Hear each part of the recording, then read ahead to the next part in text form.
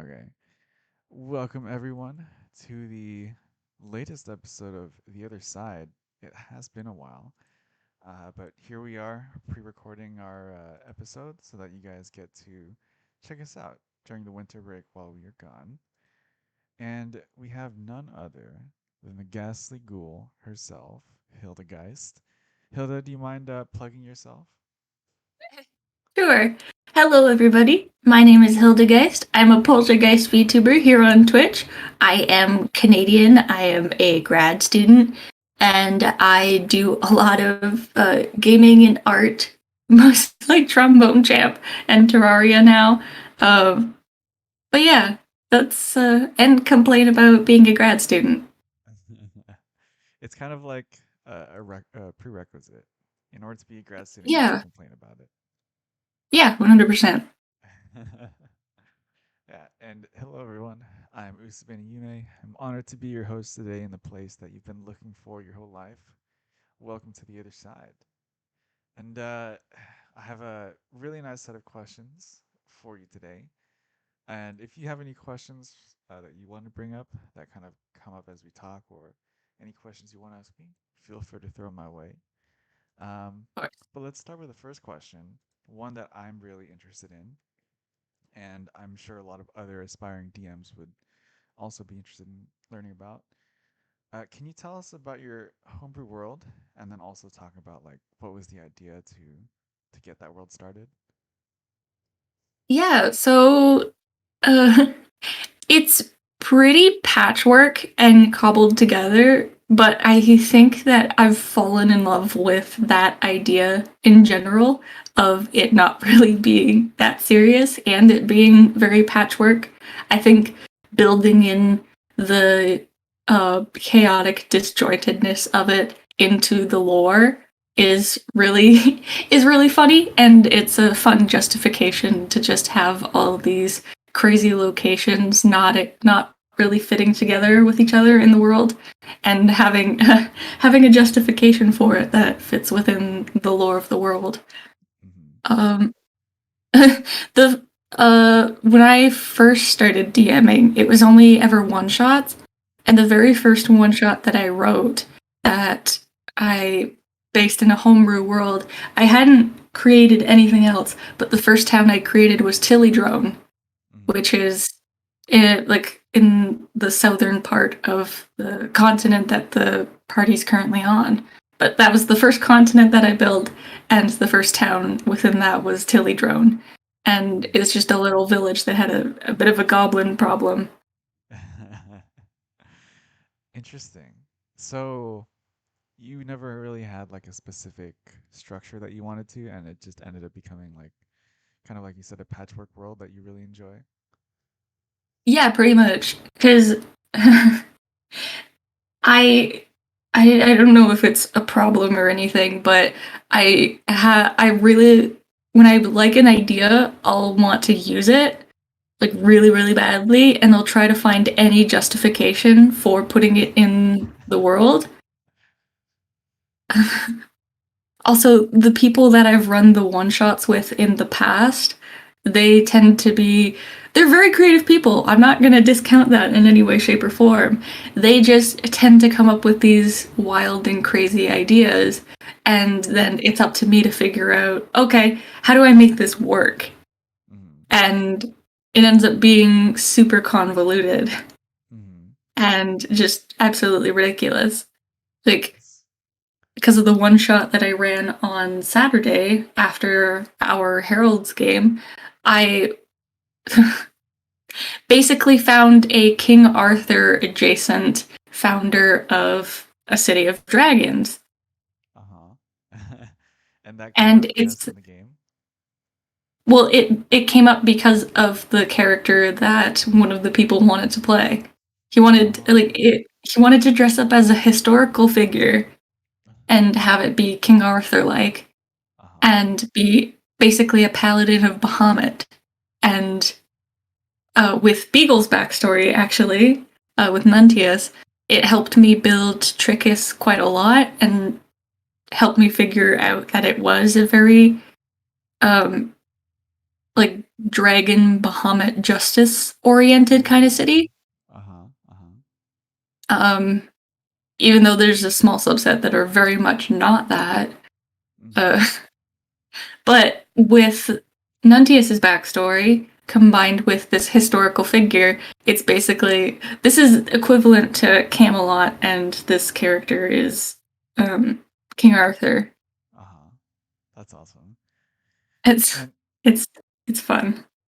yeah, I'm pulling a question that I didn't put on the list, but with all of these different, like, very creative players, and all their different backstories, how do you kind of keep it, like, under control or all coherent? So um with that, because I understand that the current campaign, the characters honestly couldn't be any more different. Uh-huh. But there's things in their backstories that I have been able to pick apart and join with other people's stuff. Mm-hmm. So, with Bruxton in particular, because the person who plays him, he was actually the person that introduced me to D&D, Mm-hmm. and this was like 4 or 5 years ago now. And so all that he had in his backstory was that he wanted to be the ultimate cowboy. The ultimate cowboy. Yeah, pretty much. I mean, he had some other stuff about being like a libertarian and a pacifist, Uh-huh. but like that, those are personality traits that I can use in the future. I can introduce some conflict to his ideals and values a Mm-hmm. bit later once I figure out how exactly to do that. Gotta Google the definition of libertarian because I don't really know what that means. Uh, I'd also be curious on what the ultimate cowboy means. Like, does that mean you're just really good at wrangling cows, or? So I have a definite well, like I don't have a definition for it, but I have a justification for it Uh-huh. because I ran another one shot a while ago, and it was with the group that I played with on Saturday afternoon, and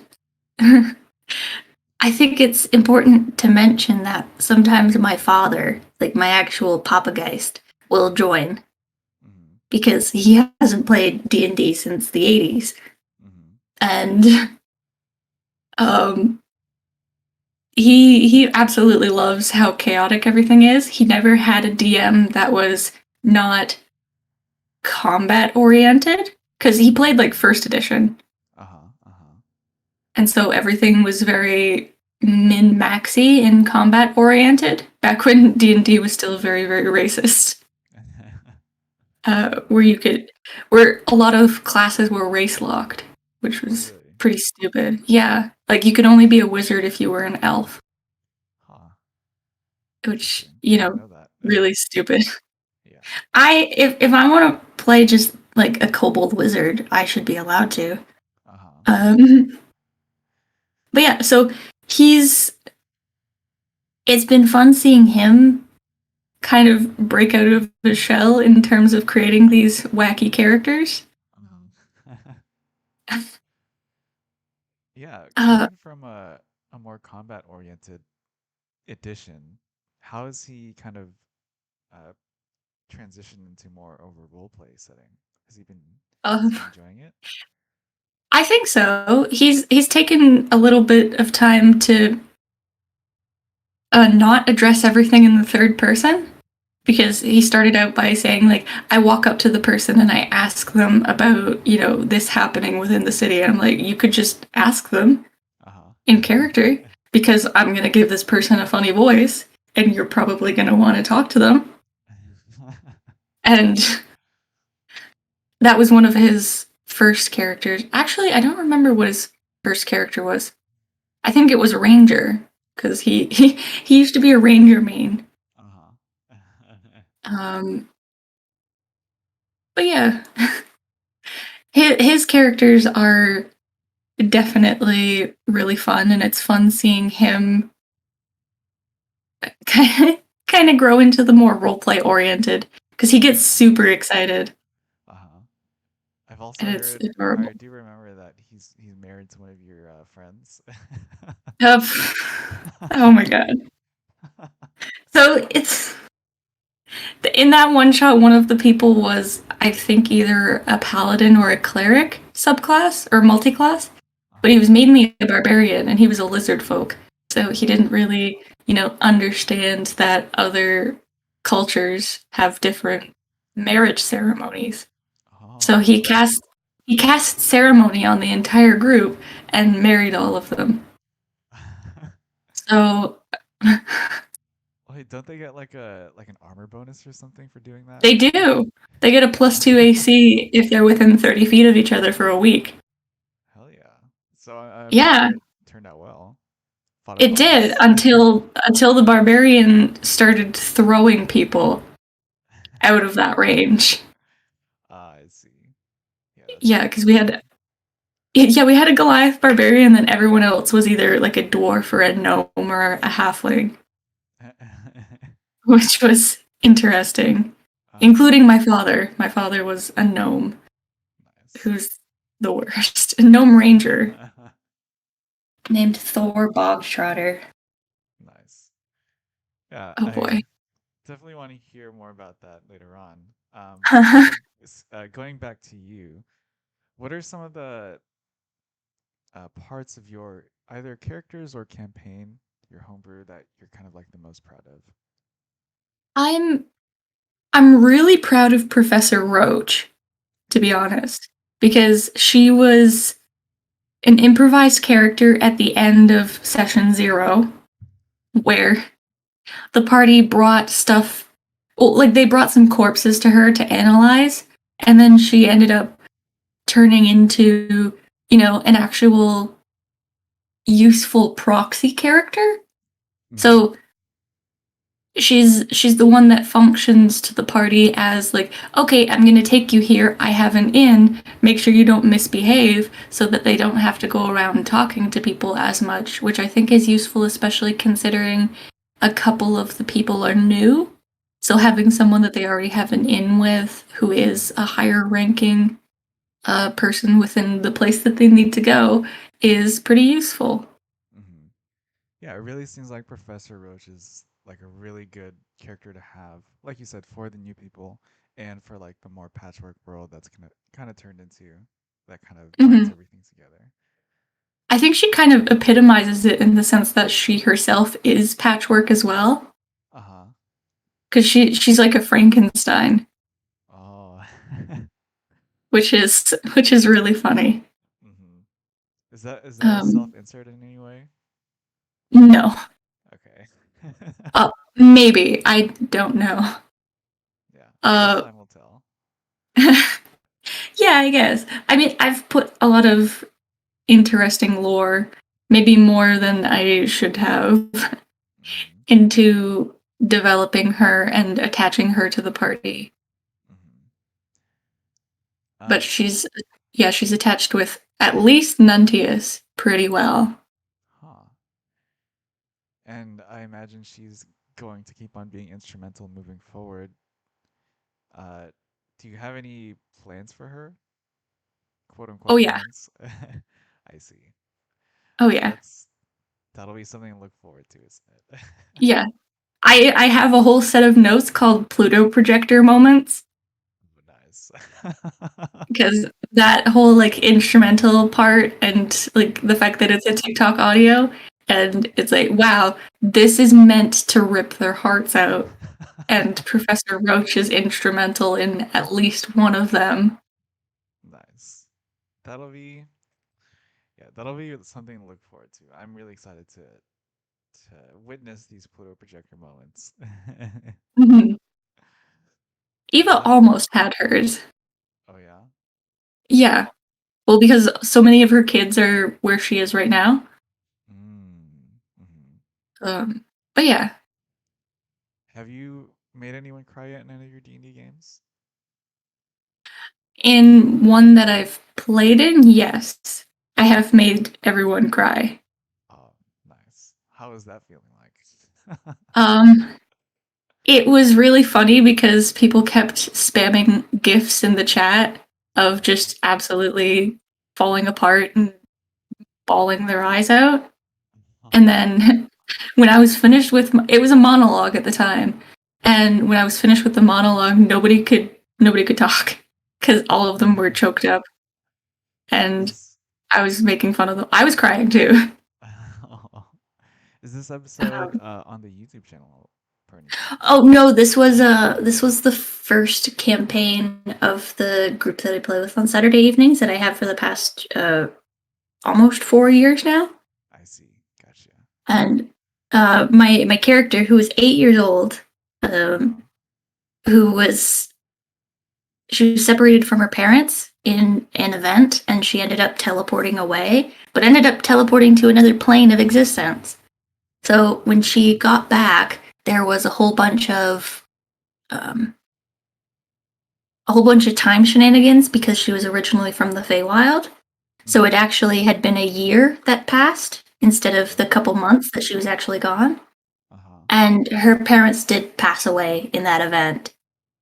I see. And her brother, or half brother, who was a paladin of the Raven Queen, had given them like a proper burial in their backyard and had like a whole fancy altar to the Raven Queen for that. And the thing that made everyone cry was my 8 year old character making a prayer to the Raven Queen in front of the parents' grave, basically saying that, like, I hope the Raven Queen can take good care of you and that wherever you are very happy and that you can still see me and I can make you proud. Nice. That would get anyone. Yeah, pretty much. Wow, that's amazing. That was very it reminded me a little bit of Interstellar. Like when Okay. yeah, I don't know if you've seen it, but there's some I haven't, scenes. but I think I like where he's peering through the bookcase and screaming at his daughter. Yeah. That's the only part that I'm familiar with. Hmm. And speaking about characters then, what are some of your favorite characters either inside or outside the D&D space? Hmm. I was trying to think about this quite a bit. Hmm. Um, I know that you're familiar with Critical Role. Yes, for sure. Ashton. Ashton is like one of my all-time favorites. Uh-huh. Tell me what about Um, you like about Ashton? the fact that he does have his own trauma, like a Hmm. lot, because that's just how Taliesin makes his characters. Uh-huh. But the fact that he's so nonchalant and don't talk to me about it, and Hmm. tends to apathetic, but also tends to care a lot more than he lets on, Hmm. is really fun to me. Uh-huh. He does it so masterfully too, Taliesin. Yeah, he really does. Yeah. Because if I feel like if I tried to play the character, it would be like swinging back and forth instead of that subtle line that he can kind of really do so well. Because, like, he's really good at deflecting any sort of attention to trauma away from himself, Hmm. which is really interesting to see. The fact that fresh cut grass like was in his body and was able to, oh, spoiler alert, by the way, was able to experience all of the pain that he feels whenever his strength is activated. Hmm. And Ashton was just like, oh, okay, you felt that too? Hmm. Nifty. Yeah. Um, yeah. One of the moments that well, there's a lot of moments where I was like, dang, Ashton is really interesting. But I do remember there was one time where I think they were looting something or they were like taking something. But Ashton was like, hey, we don't steal from people who don't have anything. And I was like, Yeah. whoa, that's awesome. Yeah, that's an interesting moral to have. Mhm. Considering Ashton himself, he's I don't know if he's morally gray, but he's not like your good quote unquote good person. Yeah, he's, I mean, definitely a mercenary with, I don't want to say lawful. Hmm. Well, maybe he has like a very strong internal code of ethics. Hmm. He's just got his own set of rules that he doesn't break.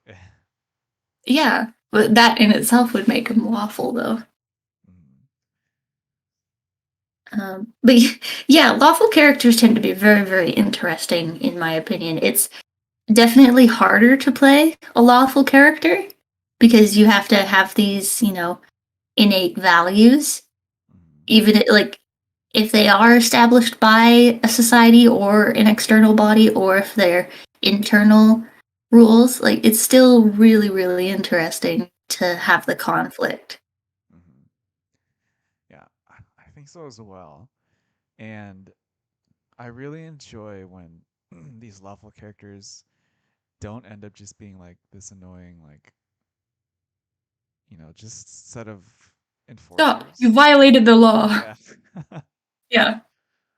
Like when they're done well, they're done so well. I'm like, wow. Hmm.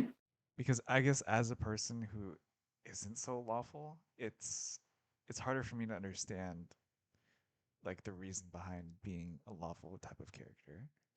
Hmm. I guess in a similar vein, a character that I really liked, but I couldn't play at the time. Their name was Weber, Hmm. and I had to stop playing it because at the time I wasn't medicated and I was horribly mentally unstable. So I couldn't actually do it at that point. So I stopped playing that character and I started playing Una, which was the zombie clown who's comic relief, Hmm. which is nice because everyone in that party, as it stood at the moment, was trauma, trauma, trauma, dead family, missing family. So Uh-huh. I'm like, okay, I gotta play a dead person who is the comic relief Uh-huh. because that character, it was just too heavy for me at the time.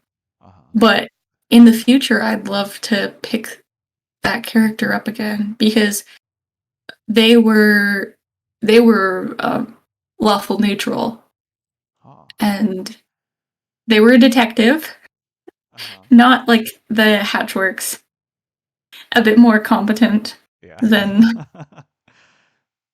Hey, it's a bit pretty more common competent. to Yeah, twerk and shoot a bow at the same time, though. yeah. But Weber was a Simic hybrid, and they Mm. were experimented on by Mm. a basically a cult, and their parents went missing when they were a kid, and Mm.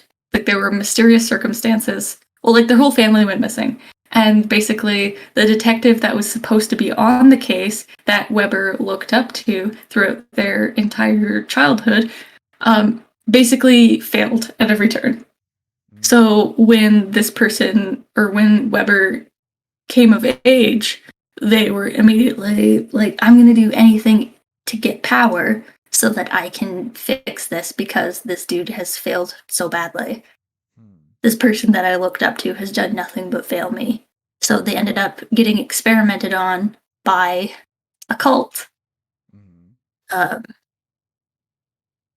but yeah, they Interesting. were half bat. So, Uh-huh. bat person. Is Um, this the type of character that you're saving for, uh, like your own world, or can this character be in any world? Say, for example, I think Hades. I think this character can be in any world. Mm-hmm. I don't really know how they'd fit into how to pass your magic classes at the moment. I might have an inkling as to where they could go, but it would be in the very, dark Bloodborne esque area. Mm-hmm. Um, Interesting. I'd yeah. like to see that character, and if the opportunity arises, even play with that character if it ends up being a Herald's character. Oh, yeah. I mean, definitely if there's an opportunity for me to play in a one shot again, Mm-hmm. and play some sort of character, I'd love to bring back Weber. I Awesome. do have some art that I can send you if you like. Oh yeah, please do. I'd be honored to see it. And just going along with what you're saying on how a lot of the characters that you played with at the time were just trauma, and then you decide to play Una.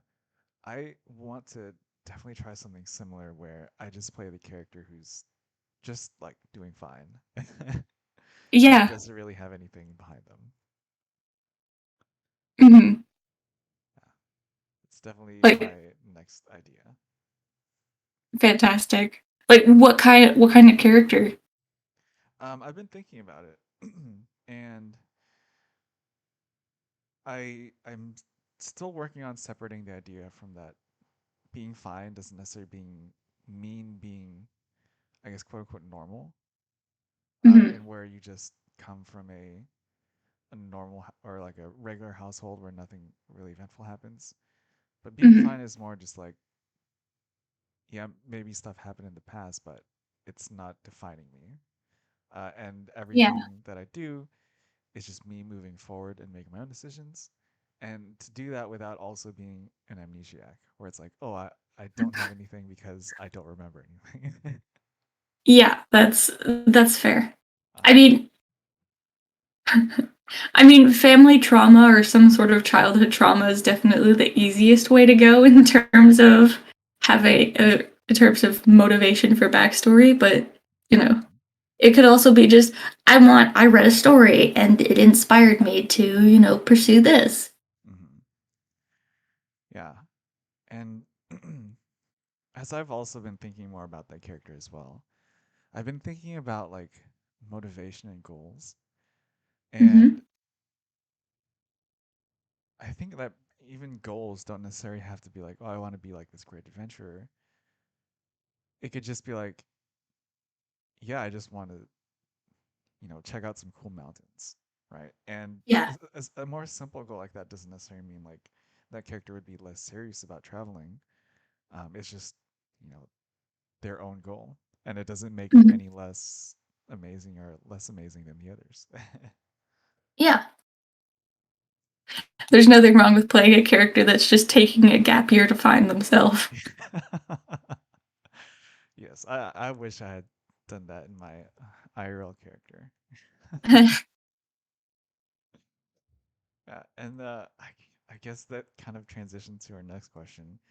What are some of the best or worst roles that you've had in D&D? Funny you should ask because I have the worst luck ever. um, well, I mean, it's actually not too bad in Heralds, which is Hmm. really weird. Hmm. But in the other games that I have played, I am pretty well known for being the Will Wheaton of the group. Nice. Um, Get your own set of Will because, Wheaton dice. uh, well, I mean, you should definitely keep me away from your dice because there's a strong chance that I'll just curse them. Hmm. But I I have a lot of stories about bad roles. Hmm. Not too much about good one. Well, I have one about a good one that comes to mind immediately.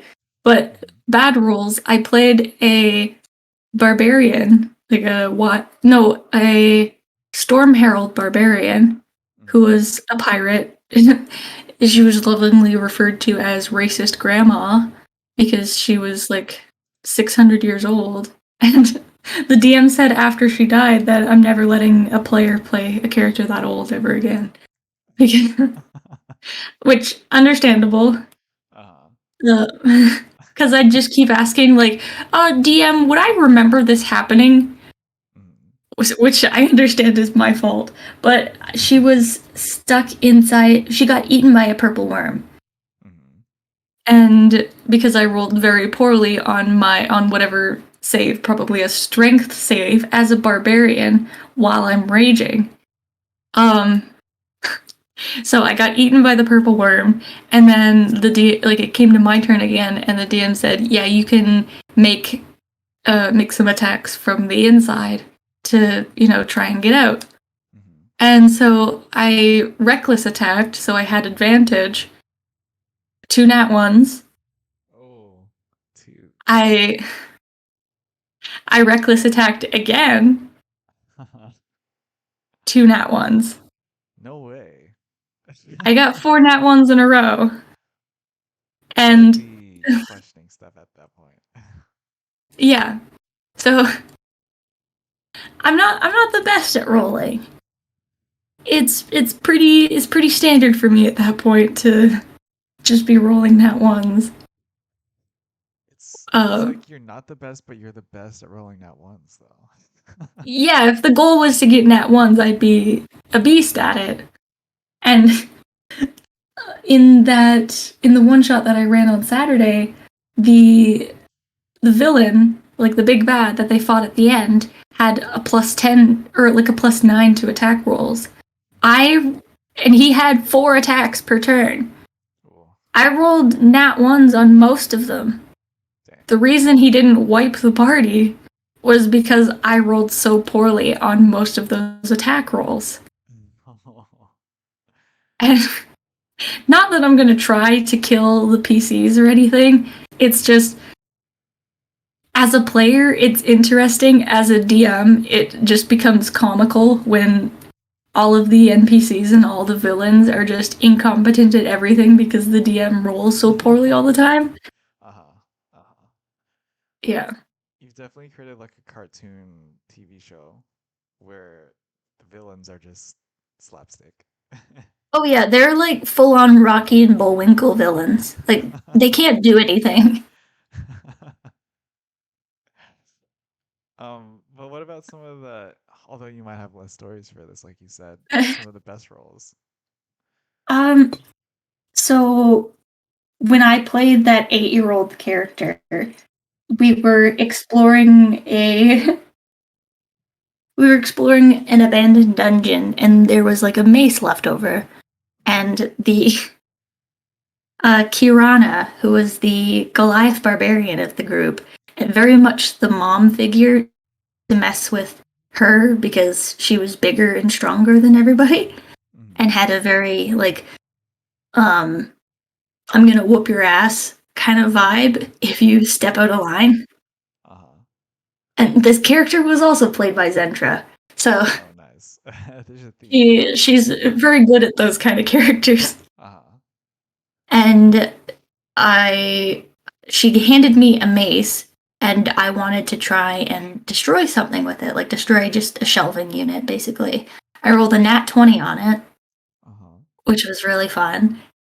Then I absolutely shattered it and destroyed it. And I think that was like the defining moment that Kirana chose to like take Ro as like a pseudo daughter, Oh. which Because she was smashed a thing. yeah, and she was very Awesome. proud and gave and lovingly gave her the name Earthshaker. Oh, so it led into like this whole character development arc, basically. Yeah, and after that point, Kirana did start to use my character as a weapon a couple Like a times. literal weapon. Yeah, like we fought a fireworm once, Mhm. and like she gashed it open big enough that a child could fit in. Oh, nice. So she grabbed Ro, which was my character, and shoved her into the wound so I could stab it from the inside, which I did, and ended up dying because of that. Oh my gosh. That's very interesting because that was something that I never actually really thought about. But some of your best or worst roles don't necessarily always have immediate consequences. Some of them can have like consequences that don't show up until maybe later, or maybe some of them are just like slow burn consequences, Mhm. I which mean, nat ones and nat 20s are definitely opportunities, or like nat ones for sure tend to be opportunities. Whether that's for the player who rolled the nat one or for someone else is another question. mhm, Because I mean, um, with the with the How to Pass Your Magic classes that you were a part of, when Michi rolled a nat one on her perception check in mhm, the murder scene, mhm, and she just tried to look for the couch man mhm. and just found 3 gold pieces instead because you find coins in the couch. Uh-huh. It's like that's the best Nat 1 I've ever seen. And Exactly. the Couchman struck again yesterday too. Oh, really? Yeah, Like because make an Michi keeps appearance? kind of actually. Oh, Michi rolled another Nat 1 on an investigation of a murder mystery scene. So like they were at like a murder mystery dinner, uh-huh, and she rolled a Nat 1 on like searching the murder scene. uh-huh. So naturally, Couchman, and she was like tearing up the couches.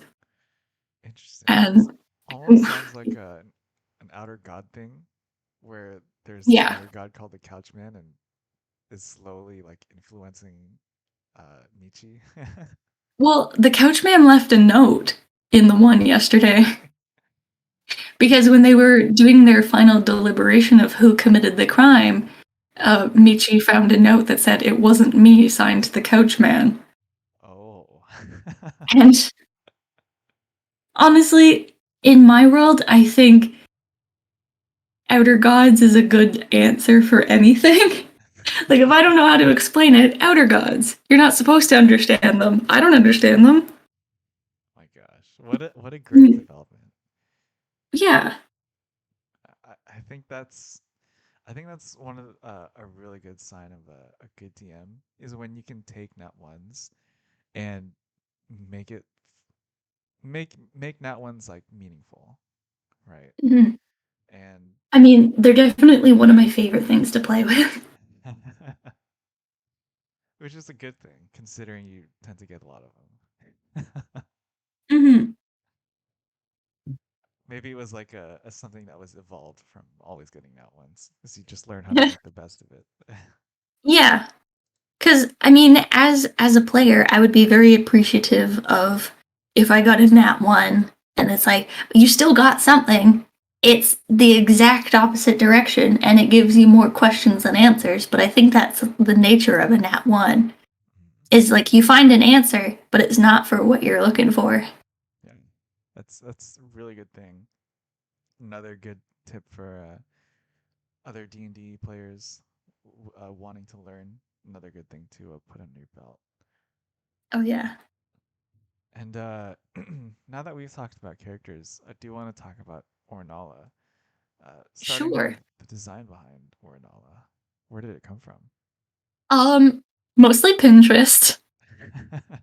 What was the Because search? so it was shifters and stuff like that. Okay. Um So I do have a couple boards of shifters, and then there's a couple that have of like younger characters with these blindfolds on them that are like screaming into the ether kind of thing.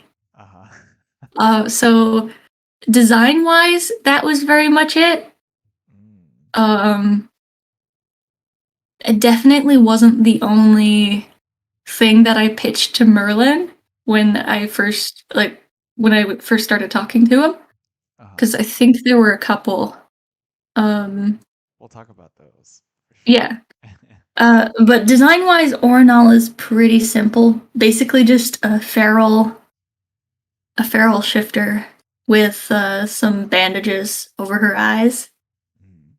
Um, yeah, and the hyena shifter was actually a bit more of a rabbit hole because I was looking for like writing the backstory in tandem with the visual search. Mm. So I was looking at like monsters, and I was looking at the bestiary and trying to find something that would be powerful enough to influence Orinala as a Mm. character. Mm. And I ended up finding a demon lord. Ooh. And that's what I put in my backstory. I don't know if Merlin's going with that, so I don't really feel like bad about mentioning it. Mm-hmm. Because I because with the direction that it's going, it seems like it's just Erdy and Vutane, that kind of stuff. Yeah. Where is it? It is a pretty high CR demon lord. Mm-hmm. Uh, For some reason, I can't find it. But it's a hyena, so it's a hyena demon lord. Oh, interesting. Man, And the bestiary or the monsters compendium is so full of things that I never would have even dreamed of. oh yeah, because I don't know if you use the same thing that I do, but I use 5e tools because it Mm, has a really good bestiary. I can I should probably send it to you if you don't yeah, already go ahead. have it. Is that like Um, a Cobalt Fight Club thing, or is that? um, Kind of. It lets you organize by CR, by source, by type, name, and there's search options. You can choose which source Mm, particularly that you want to use. I think it mm. has up to Strixhaven curriculum. Wait, no, it has Bam's Astral or Boo's Astral Menagerie as well. Ah, okay. So it has all of that stuff. Um, it's not Orcus. I think it started with a Y. But Are- it was, yeah, Hyena, demon lord of destruction and death. It was the god of the gnolls, basically, Oh, interesting. Uh-huh. which was very okay. Here it is. Yinogu. Inogu. Yeah. The beast of butchery. He's the gnoll lord, and his creations are made in his twisted image. Oh, he looks pretty cool actually. Yeah. There's like a figure of him. hmm But yeah, so he's the hyena, and I thought that it would be really interesting to. I Mm. mean, I wrote in my backstory that basically she's an avatar of him. Oh. Um, I don't think that uh, you or that Merlin is using that though. Mm. That's so cool though. I hmm didn't even know that this monster was a thing, but I'm glad to know that Yeah, now. I have so many monsters saved on this, And and it's a you, lot of fun. yeah, you brought up something really interesting, which is different from my kind of character creation process. Because for me, I usually go for the story first and then go on to make the class choice, the design choice. Um, is that the way you normally do it? Where you look at the design first and then create a story after that? I mean, the visual design is typically where I get inspiration. Mm-hmm. So, um, if I, because I'm chronically on Pinterest and all that kind of stuff, I have a Pinterest board of called D&D character inspiration that has over 21,000 pins on it. So, I think I've seen a lot of stuff, but sometimes there will be like one in particular that's like, oh, okay, Mm-hmm. interesting. And it'll like strike me to create something with that. Mm-hmm. And then sometimes it's just I see a character in media and I have to put it into my D&D world. Yes, I get that feeling so much. Mhm. And speaking about Ornal again, what was the reasoning behind both monk and cleric? Um so monk because I've never really played a monk before outside of one shots Mm-hmm. and I kind of wanted to take a break from magic. Mm-hmm. And cleric because it's a pretty intuitive multi-class at that point because wisdom caster I've already put a whole bunch into Orinala's wisdom, so casting the spells should be pretty easy for her Mm-hmm. using wisdom.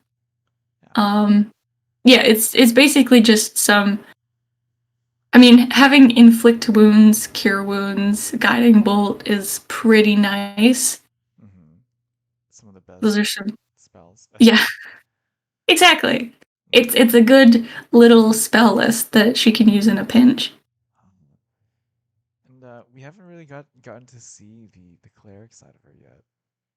No, not really. Yeah. But how have you been enjoying Monk? I I like it. It's a bit weird. I feel like I'm not able to do as much as I should be In terms of because damage, or in terms of support, I see. because I I very much enjoy support casters. Mm-hmm. So, bards, druids, that kind of stuff. Mm-hmm. I love being able to, you know, haste and then bonus action inspire. Mm-hmm. It's pretty fun for me. Huh. But I understand that there are quite a bit of support casters already in the group. So I wanted to make sure that not necessarily that I wasn't stepping on anybody's toes, but that what I chose complemented more than competed with what already was there. Mm-hmm. Yeah, I totally get you. Hmm. And yeah, in terms of support casters, I think I want to say like we don't have like an official support caster. Dante just nukes things. Rowan uses her spells for nuking things. Obviously, Emmett doesn't have any spells, and Lucy is more of like a control type supporter, and that he has a lot of like domination spells, taunt spells, and he does have some healing, but yeah, because his DC is real high, of a 19, that's like how he supports in his way. Yeah. I mean, that in itself is really valuable crowd control. Being Mm-hmm. able to just, I mean, that's what Umbra did Mm-hmm. in the Crimson Skies one shot. Is she cast fear on an entire army that was right in front of her, and they just ran away. Yes, that was amazing.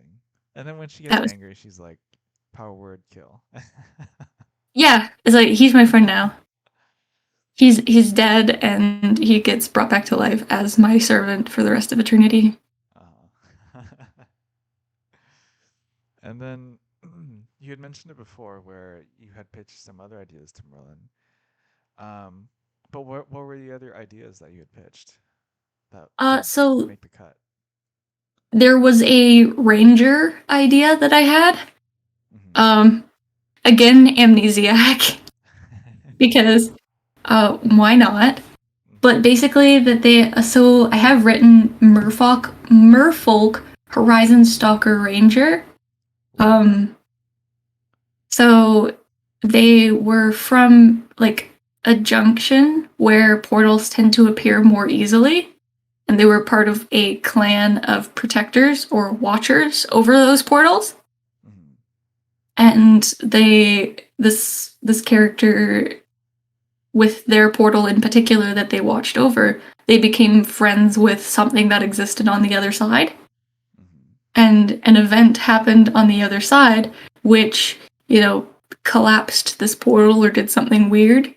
And Mm-hmm. basically, these two creatures fused together. Mm. So, an outer being and this portal guardian fused together, and neither of them remember their previous lives. Uh-huh. But I thought that it would potentially introduce some interesting dynamics with both sides of them looking for them, Mm-hmm. but not really recognizing what they've become. Mm-hmm. Because Uh, obviously the one half was like elven, half elven kind of thing, and then the other half was like far realm. mm-hmm. Mm-hmm. Yeah, I do like that concept because it's like one of those things where, we are in a way mortal enemies, but maybe we'll become friends because we don't have any of the normal like conceptions of who the other person is. Because, yeah, it definitely would have been like they're sitting at the portal on their side of the portal for, most of the day just chatting Mhm. and becoming friends. Mhm. Were there any other ones beside the ranger? I think that was the only one that I had at the time. Mhm. Oh, wait, there was a like full-on cleric idea that I had.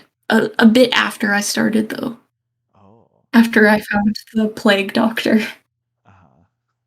Is that a potential backup character for if Ornala ends up something ends up happening to Ornala? I think so. Because, so she's a plague doctor or death domain cleric, very motherly. So, supportive, probably gives great hugs, great at making tea kind of thing. Uh-huh. Um, and is known as the Harbinger because everyone that she interacts with dies.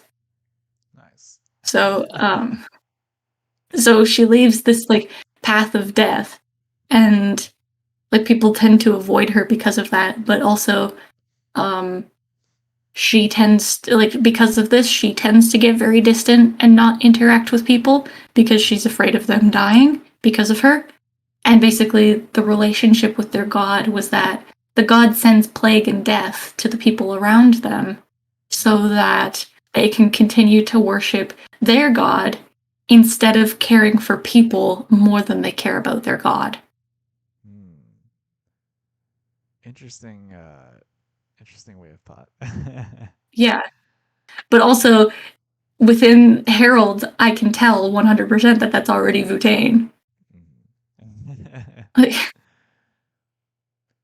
Yeah, there's definitely a lot of uh less so now, but there's definitely a lot of god influence amongst all the characters. mhm. And I was just going to I add, mean, that tends to be the case when you piss off a whole bunch of demigods. yeah, that's very true. And a quick insight into before Heralds was called Heralds, one of the one of the ideas for names was actually Harbingers. Okay. Yeah, because yeah, we are supposed to be like Harbingers of Change, but it's like Heralds of Change. Probably sounds better. Okay. Mhm. And I'm guessing the heralds, like from what I've read about, like in the documents that Merlin has sent, the herald's name seems pretty intuitive. But is there anything deeper than what I understand? Like with the heralds of the demigods, basically, or some of Yeah, these gods being basically their chosen warriors. yeah. So the original idea behind it has shifted because Merlin has uh, purposely decided to shift the story away from gods. But the original Mm-hmm. intent behind heralds was when we used to have the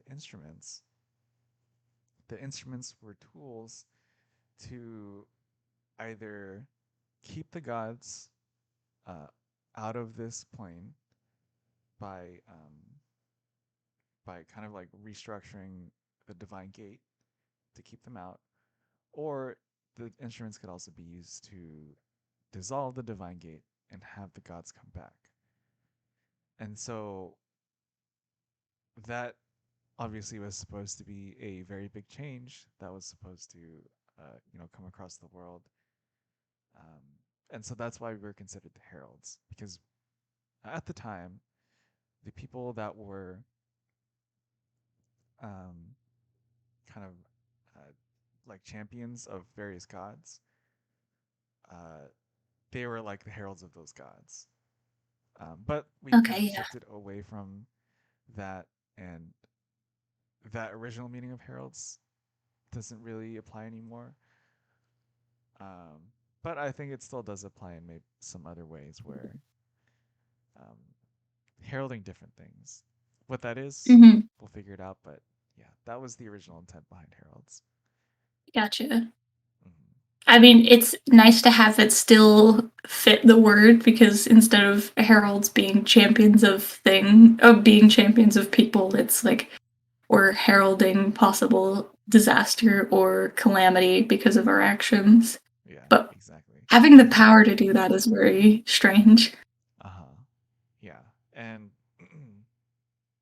yeah, I think that's one of the reasons why Merlin decided to shift away from that because he was having some trouble figuring out like how to make the stakes big and also personable.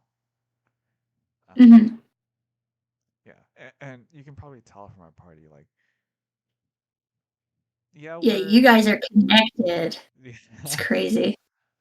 yeah, and I'll just say that if this is the party where if we had to choose between the world or the party, most of the people in the party would choose the party. Mhm. And yeah, um, but going back to heralds, one of the things that I've definitely noticed, maybe Lucy has a little bit, but as a player, I've noticed that Ornella seems to be the very heart of the group, in the sense that Ornella likes to lift everyone's spirits, likes to put things back into perspective, like, hey, it's not the end, and a lot of things like that. Was that always your plan to be that that type of glue? I I don't I don't think so. I also don't know as well.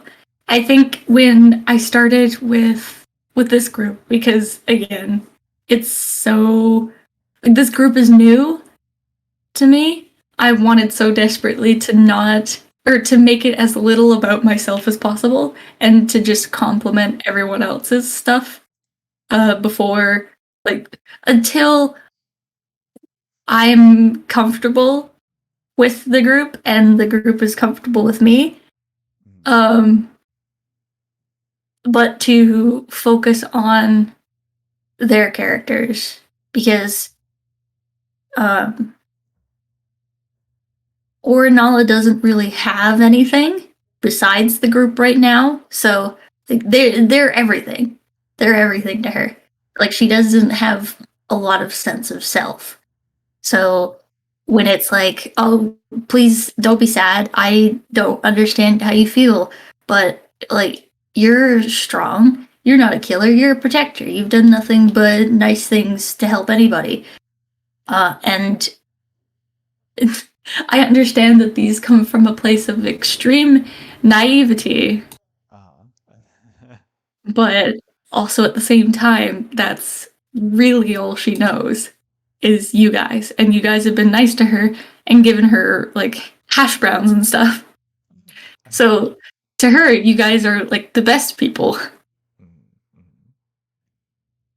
That's an interesting thing that you just pointed out, which it's naivety. Because I was also going to ask, like, is Ornella not really deflecting, but is Ornella deflecting these things because it's easier for her not to think about, her own past and responsibilities, or is she just doing that because she literally has no sense of self and hasn't established that yet? I mean, definitely deflecting for sure. Uh, I think that's out of not knowing how to react to a lot of this information and not really knowing how uh, to talk about it with the others.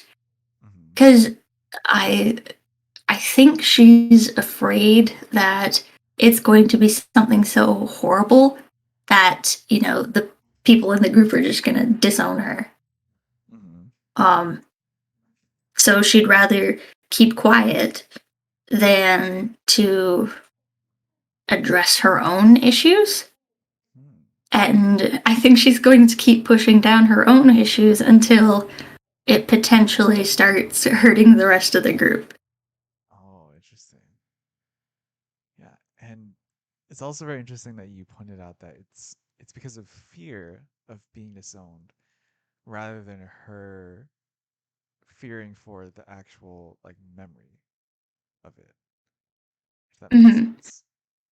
Yeah, I think that comes from not knowing what she like. She doesn't know what she doesn't know. Mm-hmm. So it's I imagine that a lot of the stuff that she's thought of and that she's remembered is bad, obviously. Mm-hmm. But she doesn't know the extent of how bad it is. Like she doesn't know if she was, like all of her skin was peeled open and then tattoos were put on the on the inside of her skin, and then she was sewed back up again while she was still completely conscious. Like Hmm. she doesn't know if she was like split open and brands were put on her internal organs Hmm. while she was still conscious.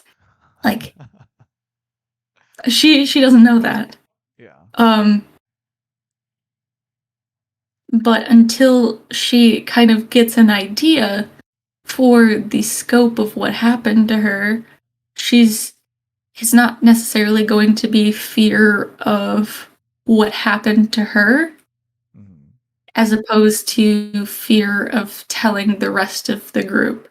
And I think Hmm. that with everything that happened and everybody like crying and getting drenched in blood and everything, she's Hmm. definitely going to be putting that aside for, you know, helping them because she didn't get a vision. So she's going to do everything that she can to help other people because she has no frame of reference. Uh-huh. I So get a vision she too. doesn't she doesn't know what it's like to see someone, you know, that they care about get stabbed over and over again and have their blood, you know, seep into your armor and just absolutely drench you. She doesn't know what it's feel like to she doesn't know what it feels like to, you know, slaughter a whole bunch of people whether they're innocent or not and just stand on a hill overlooking, you know, all of the corpses that you've created. Hmm. Um like yeah, obviously I think you understand where I'm going with this, that just she doesn't know how that feels, Uh-huh. so she wants to help them come to terms with how they feel because that's all she knows how to do. She can't empathize, Hmm. but she can help them try to work through the emotions Hmm. because everybody has emotions, Hmm. which is that whole CBT conversation that she had. Not the cock and ball torture, but the cognitive behavioral therapy Yes. Uh-huh. with the yeah, like the letting your emotions in for a tea party and then letting them go. Hmm. Uh, Speaking a little bit more on the psychological aspect, is Ornella doing that in preparation for the time when she knows it's like what she's hiding is gonna blow up, and she's hoping that, like, hey, I've done so much for you already. Hopefully, that's enough for you guys to still accept me. Do you think that's a thing? I hmm, that's a good question. I don't I don't think so. Hmm. I like obviously she keeps doing this good stuff for these people, but I think she perceives like basic kindness Hmm. as, you know, a reward. Hmm. So, uh like you're not strapping her to a table and poking her with, you know, sharp stuff. So, you guys giving her a hash brown in her mind is a reward for her basically being a therapist for the party. It's like, oh, hey, you gave me a pat on my head instead of hitting me with a brick. That must mean that this is a reward for me, you know, shouldering your guys' trauma. Hmm. That's it's very interesting, and I'm once again kind of pulling it to her backstory. I wonder if she received very similar I guess treatment, quote unquote, when she was being tortured or experimented on, where it's like basically like almost training a dog, but obviously in a much more cruel way. Mm-hmm. Where, if you do what I tell you to, you won't get the worst option. Yeah. Um, yeah, and yeah, I think that's very interesting. Also, because how you mentioned that her fear is not necessarily encountering those memories, but of people either abandoning her or thinking worse of her. And I think that just speaks up to kind of like the trauma response of just being like that, where she feels like she has to do well enough so that people don't treat her badly or run Mm-hmm. away. Yeah. Huh. How's she gonna? How do you think she's gonna get past that? Uh, that's a good question. I don't know because I already know, like I have a feeling that within the party, because they are well, just based on reactions in general at so far, I don't think that any of them would disown Ornella for any of what happened to her, because basically she's like, I was such a horribly abused victim that I may be a bad person, and I went on these rampages on behalf of people that I thought were being nice to me. But in reality, this whole being nice thing was just them not strapping me to a table and torturing me for like 4 days straight. Mhm, Um, is like that's not you being a bad person. That's you being abused and experimented on. mhm, That's not your fault. mhm, But it's like, yeah, but I slaughtered, entire villages and I ate the faces of children because of it. It's like, yeah, that's still not your fault. It's like, but I did it. It's like, yeah, you were trained to do it. mhm, mhm, It still wasn't you doing it of your own free will. You didn't know any better. mhm. Yeah. There's.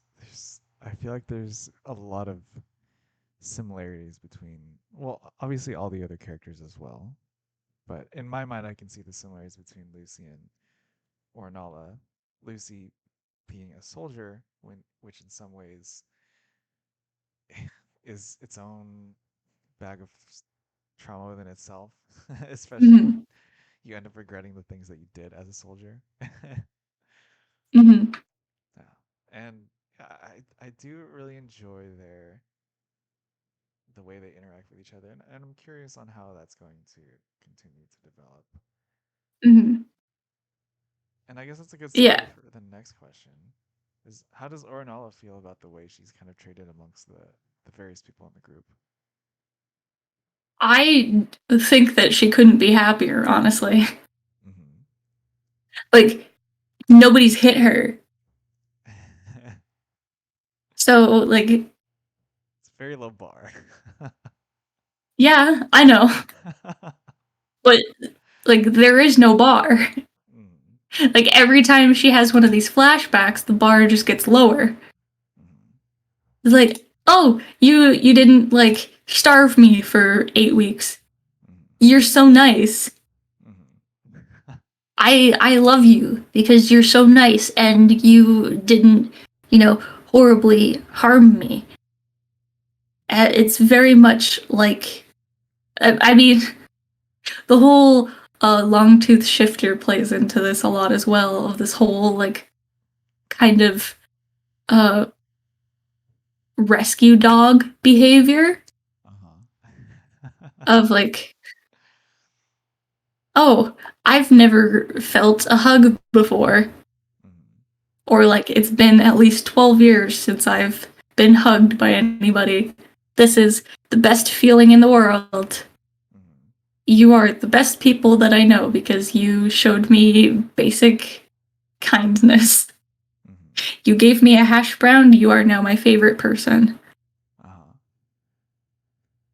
That's that's another very interesting thing that you bring up because, if there's no bar, there was totally a potential opportunity for Ornella to have met, another group or another individual before where, yeah, maybe they were nicer than the people who experimented on you, but they were still pretty bad. And I Yeah, wonder if, yeah, if that was ever a thing or if it could be a thing. yeah.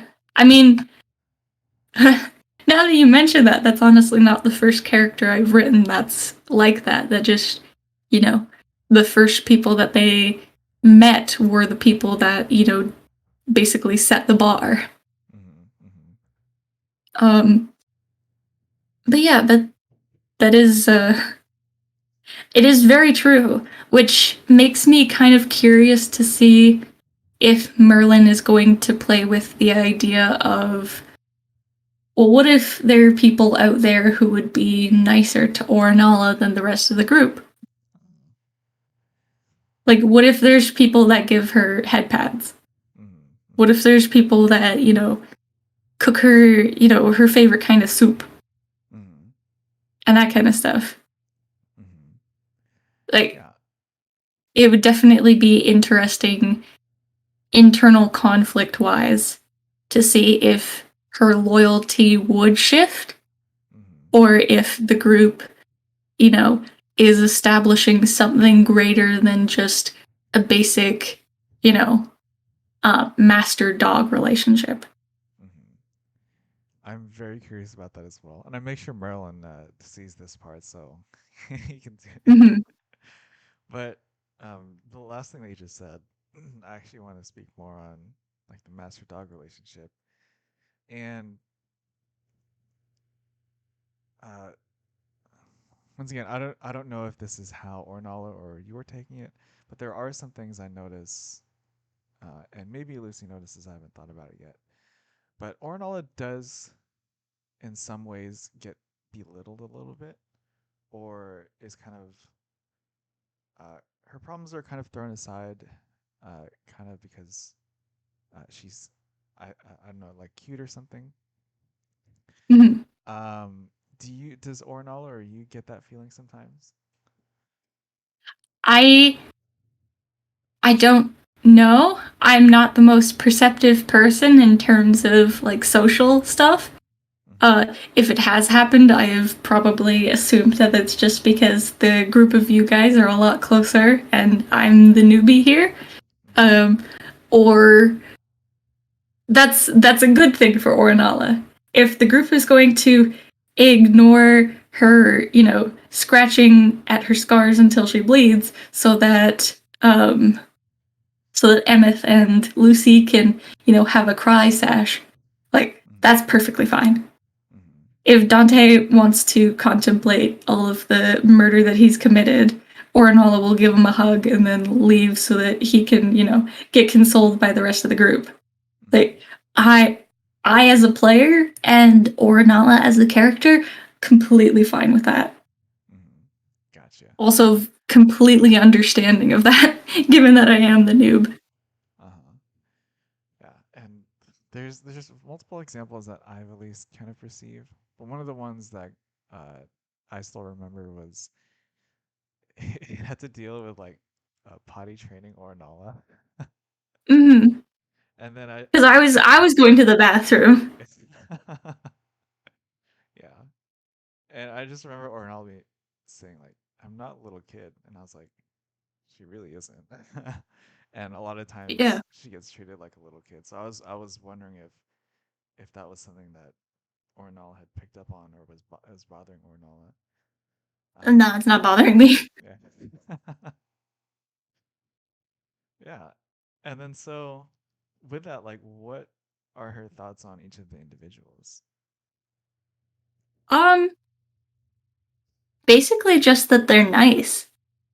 Mm-hmm. Obviously, there's some stuff about like people in particular about maybe Emeth is a bit more unstable and not able to handle this kind of like the kind of stress that she's under in particular, as well as others. But maybe that's because of the whole like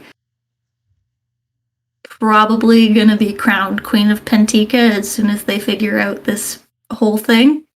Mm-hmm. Uh, and not being able to really handle the stress of that, which, that's as a player, I completely understand, but Orinola really wouldn't. So she's just Mm-hmm. like, but give me the bottle. That juice is making you tipsy. Mm-hmm. So Mm-hmm. Yeah, and that is really curious on once Ornala meets other people because she really I forget his name, but the one that gave her a donut, yeah, like Aule. just a very small brief interaction, but that was enough to get Ornala really connected to Ale. So, Yeah, and she like remembering what she did to that hook creature like mm-hmm. after the fight because of what he did to Aule. Mm-hmm. It's like, yeah, that about checks out. Yeah, and yeah, you really haven't met any of the other NPCs yet, so No. it's yeah, as soon as we start doing that, Ornala's world is gonna expand exponentially, really. Yeah. And she hasn't been in like a big city yet. I mean, the Drow city was pretty big. I True. mean, she's absolutely devastated that everyone's gone from it now. Hmm. Hmm. Yeah, so much things to look forward to. And Hmm. yeah, I guess we'll make that our last question. Do you have anything that you're looking forward to doing with Ornala? I mean, um, I mean, genuinely, I am just excited to keep playing because I mean, I love the dynamics. I am genuinely interested in the story. I do feel a little bit at fault for what happened with Ertie Uh-huh. because I mean, if the like if she wasn't there, then nobody would have touched the scar, then the fate card wouldn't have been drawn, then all that kind of stuff wouldn't have happened. That was just a lot more power than Ernie should have been able to have in that context. Mm-hmm. And she definitely feels somewhat at fault for it. Mm-hmm. Yeah, and that's totally understandable because it's like, hey, I literally just joined your group, and now all this stuff is happening, so it has to be me, right? Hmm. So it's totally understandable. And Yeah, what she doesn't know is, it's been and happening the whole time. it's been happening the whole time, and I think it's maybe a little bit less apparent because it's it all kind of happened during the episodes where it literally was just Lucy and Amesh on their own, and the other group was doing their own thing. So even a lot of the group isn't aware of, and as you've learned, isn't aware of who like Ernie really is, um, Hmm. because they really don't know, because yeah, Lucy was. That's the whole reason he had his whole undead arc is because of Ernie. Hmm. Yeah, but really exciting to continue playing with you. Yeah, Hopefully I'm we'll excited see too. Weber one day because I just saw the picture that you sent. Yeah, That's really cool. But is there any final questions that you want to bring up or any topics that you want to talk about? I don't. I don't think so. I think that's everything. Awesome. Yeah. Well, I guess we'll go ahead and wrap up there. It was really great speaking to you and learning more about you and your D&D history. Yeah. Uh, Thank you for having me. of course, it's been a while since we've done this. The last one we did was Reason. That was I think 9 months ago. Hmm. So yeah, here we are. Um, for the viewers out there who are checking this out after the recording, we both hope you guys have a great set of holidays, whichever one you celebrate. And let's go ahead and finish it off with plugging ourselves. Hilda, will you go first? Sure. I am Hildageist. I stream on twitch.tv/Hildageist where I do some art and some video games. I am the trombone champ and I am from Canada. I still don't have a script for this, so I always say it in a different order every single time. Nice. Yes. And check Hilda out on Twitch. She is the trombone champ. I've witnessed it firsthand and heard it firsthand.